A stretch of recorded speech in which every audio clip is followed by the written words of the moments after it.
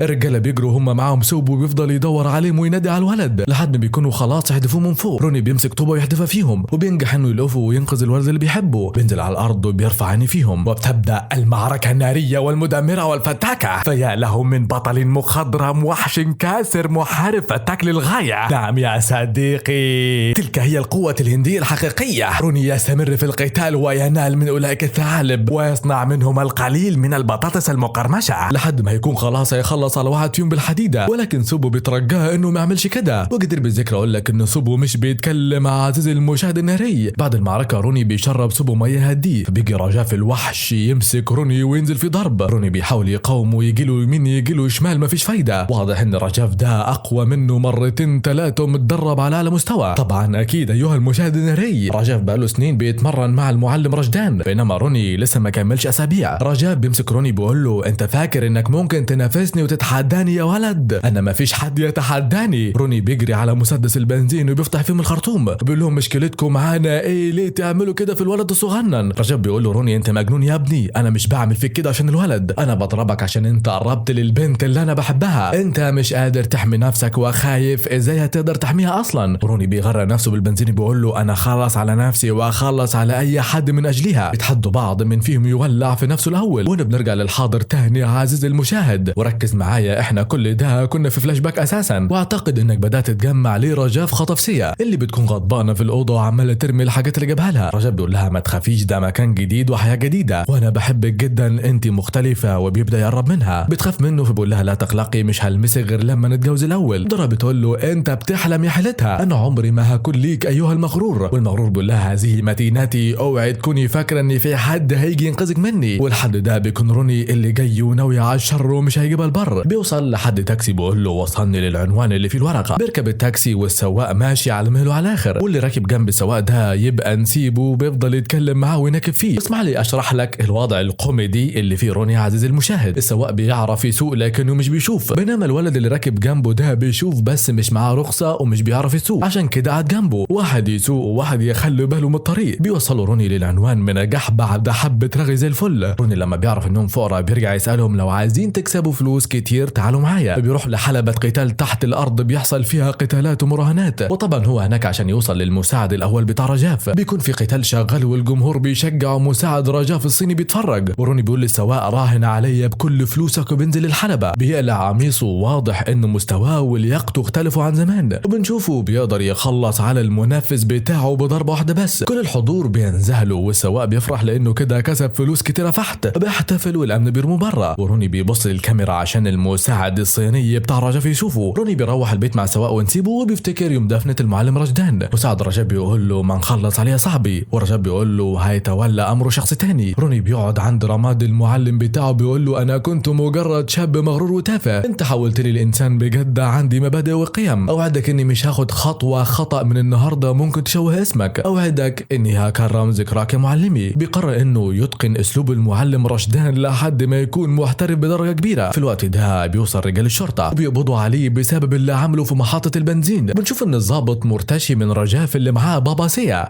اللي بنشوفها واقفه بعد كده مع روني اللي خرج بكفاله. بتقول له انت مجنون عشان تعمل كده. بيقول لها ابوك يخطط مع رجاف لكل حاجه عشان يفرقنا عن بعض، وواضح كده ان خطته بتنجح. وسيا بتقول له انا اي نعم بحبك يا روني بس مستحيل اتجوزك بغير رضا بابا. بدور لاحظ كده انا نويت ارجع اتعلم اسلوب المعلم رشدان واكرم ذكراه. تطاري هيغادر بكره صباحا باكرا، لو جيتي تودعيني هعرف انك بتحبيني زي ما انا بحبك بالظبط. بيسيبها ويمشي وهي بتنادى عليه بتقول له ارجع يا روني، لكنه مش بيرد عليها. وذات يوم بنشوف ام سيا وجدتها بيقولوا لها ان بابا راح يتكلم مع روني عشان يعقله ويرجعه، والاب المخدع بيخبط نفسه وبيقطع هدومه. بيقول له بنته روني شتمني وهزقني وضربني وكرشني وطفى السجاير في مكان كده، كمان بعت لك الخاتم بتاعك بيقول لك انه مش عايز يشوف وشك تاني. وسيا بتقول لابوها احنا لازم نمشي من المدينه دي يا بابا. وعلى جانب تاني بنشوف روني قاعد في محطه القطر وحيد وسيا ما جتش تودعه ولا حاجه. بيركب القطر وهو حزنان ما دريان باللي حصل، وبنشوف ان الخاتم في ايده وهو ما لعوش. بنرجع تاني للحاضر والمافيا بتاعه المساعد الصيني بتيجي تهاجم روني وهو في البيت، واللي بنعرف انه كان مستنيهم اساسا. بيخرج يهرب منهم وبيفضل يراوغهم شويه لحد ما بيقدر يزنق شويه منهم ويدخل معاهم في معركه، وضربه ورا ضربه يكسر العظام ويجعل الجماجم مكسوره. بيجي له شويه كمان بيفضل يقاومهم ويديهم من المنقي خيار صابح وطازه وعلى كيفك عزيزي المشاهد. بيهرب شويه وبيرجع يقاومهم ويتصدى لهم، وهذا هو فن القتال. ما ينفعش تواجه عدد كبير دفعه واحده لوحدك، وانما افضل اهرب منهم لحد ما تشتتهم وبعدين تتسلى عليهم واحد ورا الثاني يا برو. كل ما يجيلك واحد تزنقه وتخلص عليه وتخش على الثاني، وانت بتهرب مش كل اللي بيجروا وراك يعرفوا الحقوك، وانما 2 3 هم اللي يقدروا توقعهم بالطريقه دي كده وتنزل بعدها الحبل. المساعد الصيني اللي اسمه كيم بيزنق السواق وابو نسب وبيفضل يضرب فيهم، بينما روني لسه زانق رجالته في ممر وعمل منهم مخل الجزر. بيهرب منهم وبينجح انه يكهربهم وهم بينطوا السور. على جانب تاني كيم الصيني بيوجه المسدس للسواق، بيساله عن روني وروني بيقول له انا وراك. بيقدر انه يمسك منه المسدس ويثبته، وبيساله فين بيجو. مساعد رجاف عرفني مكانه ناو. بيشطفه وبيشد على بيجو، بيمسك مراته قدام عينيه بيقول له انت فين رجاف والا خلص على مراتك. وبدوره بيقر ويعترف ويقول له كل حاجه. سيا في برج مكون من عده ادوار، اول دور فيه جهاز كشف الاسلحه والمعادن ومليان رجاله، وكل دور فيه مقاتلين ومبارزين ومجرمين وتجار مخدرات وشريبه وترابيزات بلياردو وبنج. لو قدرت تتجاوز كل دول مش هتقدر تتجاوز يونغ اللي عباره عن آلة تدمير ومش مجرد انسان. في الدور الاخير بقى تلاقي سيا قاعده ساندة على الازاز. يدخل عليها رجاف بيقول لها اوعدك اني مش هلمسك غير لما نتجوز. وبجد قد ايه هو وسخ ومؤدب عزيزي المشاهد. سيا بتطفره بعيدا وبتضرب المساعد المساعدين بتوعه. طيب يا ترى هي اتعلمت فنون القتال دي منين وازاي؟ ده اللي هنعرفه بعد قليل، لا تتعجل. المهم يعني ان القتال بينتهي بان واحد من الحرس بيديها على دماغها، ورجاء بيتصل ببيجو عشان يلحقوا المستشفى. روني بيساله انهي مستشفى، بيجو مش بيرضى يجاوب، بيماطل. وروني بيمسك المسدس وبيصنع من راس الزوجه البطاطس المهروسه، بيشد على المستشفى وبيلبس بالطو، قال يعني عامل نفسه دكتور وكده. بينما رجاء حزنان مدريان على البنوته سيا اللي بيحبها. يونغ بيحاول يتصل باخوه لكنه مش بيرد عليه لانه روني حبسه في صندوق العربيه. روني بيعمل نفسه بيشرب من الميه وكانه بيتخفى يعني. بعدين بيفضل ماشي ورا الممرضه عشان يدخل المريضه العيانه التعبانه سيا، اللي لما بتشوف روني بالكمامه بتقع في حبه تاني. بتحصل بينهم نظرات رايح جاي، واخيرا كيم بينجح انه يرد على اخو يونغ. بيعرفوا انه في السياره وفي واحد هنديه هو اللي حبسه. ورجاف لما بيسمع الكلام بيعرف انه روني، اللي بينجح انه يخرج مع سيا وهم متخافين. رجاف بيعدي من جنبيهم وبعدين بيلفلهم وبيثبتهم بالمسدس. بيقول له اخلع قناعك ولك. روني بيخلع قناعه هو وسيا، ورجاف بيتصدم. بيضحك بيقول له انت وصلت لحد هنا، عرفني هتخرج ازاي بقى يا برو. روني المتوحش بيحط السكين على رقبه سيا بيقول له نزل سلاحك. ورجاف ابو قلب حنين طري بينزل المسدس عشان خايف على سيا. روني بيركب الاسانسير بينما رجاف بيكسر بتاعه المطافي، وبعدين بيمسك الخرطوم وبينزل يطير. ورغم كل ده روني بينجح انه يهرب هو وسيا مع السواق اللي مش شايف حاجه ومع نسيبه. رجاف بيمنعهم، بيضربوا عليهم نار لانه خايف على سيا، ولكن الشنطه بتتفتح واللي بياخد الطلقات كلها هو كيم اخو يونغ. ومساء بيشكروا السواق انه ساعدهم، وبدور بيطلب منهم انهم يساعدوه يرجع للهند لان الغربه مره والحياه مش مستقره. وسيا بترجع له بتديله سلسله غاليه فحت رجاف كانت ده هديه. ويلا اهو اللي يجي منه احسن منه عزيزي المشاهد الناري. ولو وصلت لحد هنا عرفني في الكومنتات ودوس لايك حالا مالا فعلا. ولو حضرة جنابك فاكر ان الدنيا هتضحك للحبيبه وتروق وتزازا معاهم، حب اقول لك ان اللي فات منجه واللي جاي بردقوش. بنرجع فلاش باك وبنشوف روني وهو بيعلم سيا فنون القتال. من خلال ده بنفهم هي ازاي قدرت تتغلب على رجاله رجاف. وبصراحه الحته دي عجبتني جدا لان المنطق مهم برضه في الافلام الهنديه اللي زي كده. بتمر الايام وروني بياخد سيا على جزيره حرفيا، بتقول له ما توقعتش انك تيجي تنقذني، بس شكرا يا عمنا على اي حال. ولكن روني ابن الناس بيقفل في وشها الباب بيقول لها انا عملت ده مقابل الفلوس. وسيا بتقول له انا كنت اقدر اهرب بنفسي بس كنت حابه اعيش حبه اكشن شويه. الدنيا بتمطر او بتشتي على حسب محافظتك ايه او بلدك ايه. ريت تعرفني في الكومنتات بتقول عنها ايه في بلدكم، لان سيا بتعيط وروني اداها القميص بتاعه عشان يحميها من الشتاء. بتشوف الخاتم في ايده بتفتكر الماضي، بتفهم ان بابا شكله كده خدعها. بتتكلم مع روني بتقول له انت لسه لابس الخاتم، وبتناقشوا مع بعض حبه نقاش حاد زي الفل. بيعرفوا بعض ان الحب وفاء مش مجرد دهاء. وبتشتغل اغنيه هنديه وهم على قلب الجزيره، وبيقضوا حبه اوقات جميله زي الفل. دلوقتي هتقول لي ما الحياه معاهم حلوت، هو عايشين حياه جميله ايها المعلق. احب اقول لك اتقل علي يا عزيزي الناري لان رجاف هيجي لهم دلوقتي ويصنع منهم الحرنبيطه بعد كم غطس في الميه واستعراض للفورمه والعضلات، بعد حبه مناظر طبيعيه خلابه زي الفل وليالي رومانسيه جميله مليئه بالمشاعر الجياشه. بيجي واحد يخبط روني على دماغه، بيتكتروا عليه الرجاله وبيدوله من المناء خضار. وهنا بينزل يونغ اخو كيم من العربيه، وكمان بيجو بينزل عشان ينتقم لمراته. حتى رجاف بيجي عشان يعمل له لمسه اكتاف ويحط التوقيع بتاعه. بيقول له روني حظك انه حب سيا هو نقطه ضعفي، لو انت فاكر نفسك روميو فانا كازانوفا يا بابا. بيدخل بيجو ياخد حق مراته ويونغ ياخد حق اخوه. يونغ بيكون لسه هيخلص على روني لكن بيجو بيقول له سيبهولي، وبيبص في روني بيقول له من اجل مراتي، وبيخلص على روني برصاصه. روني اللي بيقع من على الحافه في الميه وسط نظرات حزن وحسره وقهره من سيا اللي بتفتكر قصه حبها مع روني والايام الجميله اللي قضوها. روني بيسحبها من شعرها وبياخدها ويمشي، وبنرجع لنقطه الصفر ورجاف بيحبسها في البرج بتاعه. بيقول لها خلينا نبدا حياه جديده، انا بحبك يا سيا. وسيا بتكون محطمه الفؤاد حزنانه مدريانه، الدنيا بتشتي فبتفتكر حبيبها روني، بتحس انه لسه عايش ما حصلوش حاجه. وكمان بتقول له رجاف روني جاي هنا بنفسه عشان يخلص عليك. رجاف بيضحك عليها وروني تحت بيعمل من رجالته البطاطس المخرمشه. واربط حزامك عزيزي المشاهد لاننا على وشك نشوف واحد من اطول مشاهد الاكشن في عالم السينما. فاكر فيلم مستر كاراتيه بتاع احمد زكي؟ دلوقتي بنشوف حاجه من ريحه الفنان. روني بيفضل يكسر في الرجاله بتوع الفنون القتاليه وبيستخدم معهم اسلوب المعلم رشدان، وهو انه بيضرب كل واحد في منطقه حساسه في جسمه وفي مراكز الاعصاب، وبالطريقه دي هيقدر انه يخلص على كل واحد من خلال ضربه واحده. بيطلع الدور اللي بعده عشان يصون وعده وعهده، والمره دي بيستخدم اسلوب الافعال الاستوائيه لمقاومه البلطجيه، وبيقدر انه يحطم العظام ويدمر الاخضر واليابس ويجعل الاراضي قاحله. ومهارته القتاليه الفتاكه تكاد ان تجفف البحار والانهار وتحرق الغابات الامازونيه. وبعد قتالات ومهارات ناريه مدمره رجاف بيشوف روني في الكاميرات، بيسال بيجو بعتني بكم يا صاحبي، وبيجو بيقول له روني على حق، ده حتى ما مرضيش يخلص على مراتي لما كان يقدر، ورجاء بيخلص على صاحب عمره زي ما خلص على ابوه ما كانش همه. وبيقول لرجالته في المايك اللي هيقدر يخلص على روني هديله مكافأة مالية كبيرة، ولكن على مين يا بابا؟ روني بيزنق الرجالة في الطرقة وبينزل فيهم يمين شمال ويكسر الدراع ده ويحطم راس ده، وشكل كده اسلوب المعلم رشدان عامل شغل عالي. بيظهر شاب طويل اسمر جدا وبيوجه ضربات سيفية لروني بن الهندية. روني بينجح انه يتفاداها باسلوب المعلم رشدان، ولما بيخرج بيدخل في معركة حماسية من اروع ما يكون مع باقي الرجالة اللي بدورهم بيحاولوا انهم يثبتوا نفسهم، ولكن زي ما قلت لك من شوية روني بيصنع منهم ايه؟ البطاطس المقرمشة. عزيزي المشاهد ركز معايا. روني بيقرر يهلع القميص بتاعه عشان يقوم بالسيف، وهذا ما حدث بالفعل وبينجح انه يقاوم في البداية، ولكن الواد الاسمر جته بيكون قوي وبيصعب الامور على روني، وعشان المية بتشتغل روني بيفتكر حبيبته بينزل في الاسمراني جته ضرب، بينجح انه يخلص عليه بنجاح وفلاح. في الوقت ده سيا هي كمان بتهرب، ورجاء بيأمر يونج ينزل بنفسه وخلص عليهم. بنشوف سيا اللي روني يعلمها فنون القتال بتقاتل هي كمان بمهارة، بتقدر تقاوم رجالة رجاف اللي هاجموها لوحدها وبتخلص عليهم. وفجأة يونج بيركل روني بالضربة الصينية، وبيكون واضح ان في تفوق كبير جدا لصالح يونج اللي بيخنق روني. بيقول له ايها الهندي فاكر نفسك احسن مننا، نحن صينيون. ولكن الهندي بيظهر مهارة المعلم رشدان النارية، والمرة دي بيقدم لنا نسخة مطورة لأبعد الحدود من المهارة، وعمل اللي كان بيعمله المعلم رشدان والمرة دي باسلوب جديد. وبعد ما بيكسر كل حتة في جسم يونج بيقول له سوري، المنتجات الهندية لا تعيش طويلا. وكل ده حصل امام انظار رجاف. روني بدوره بيقول لسيا انا هروح لرجاف اخلص عليه ويانا يا هو النهارده. رجاف بيكون قاعد مستنيه بكل ثقة وبيقول له بضعة شهور لن تجعل منك بطل. وروني بيقول له الخيل خيل حتى لو لسه مولود، والحمار هيفضل حمار حتى لو عايش منذ عقود. بتكون في معركة نارية حرفيا زي ما انت شايف كده عزيزي المشاهد، والنار مولعة في كل حتة، والواضح ان رجاف بينجح انه يقاوم روني ويديله واحدة في اتنين وضربة هنا وهناك. بيقدر انه يسيطر على روني بسهولة جدا لحد ما بيرتكب خطأ فادح ومصيبة كبرى وطمة عظمى. بيقول له روني انت فاكر انك ممكن تاخدها مني؟ ده انا خلصت على بابا من اجلها عشان كان عاوز يجوزني واحدة تاني. روني سمع الكلام ده من هنا وعينك ما تشوف الا النور عزيزي المشاهد، انه بيطقي شراره وبيغضب غضب التنين على المعلم رشدان المتين. بيقول له انت ابن المعلم رشدان ولكن دمه بيجري في عروقي، انت شايل اسمه لكني املك موهبته. وبيقطع التيشيرت بتاعه عشان نشوف السكس باكس، وبيرفع رجلي يعمل الاطالات وبياخد الوضع شبه المعلم رشدان بالظبط. رجاف بيتغاظ عشان مش بيعرف يعمل اطالات زي كده. روني بيكمل في استخدام اسلوب المعلم رشدان وبيديله بالشقلبه الخلفيه، وضربه في الثانيه في الثالثه في الرابعه في الخامسه في السادسه. بيعمل حركه كسر الرقبه وكمان حركه كسر الضلع وبعدين حركه كسر الترقوه، بل كمان استراتيجيه كسر الفقرات الظهريه. وبيختم بانه بيحطم الجمجمه بالمره على طريقه المعلم رشدان، وبيفتكر المعلم بتاعه وكأنه خلاص كده جاب حقه وكرم ذكراه. ونشوف بعدها انه روني رجع للاكاديميه تاني وبيكون عمل تمثال للمعلم رشدان، وبيقرر انه يتولى تدريب الطلبه من بعده عشان يكرم ذكراه واسمه يفضل موجود. يا سلام،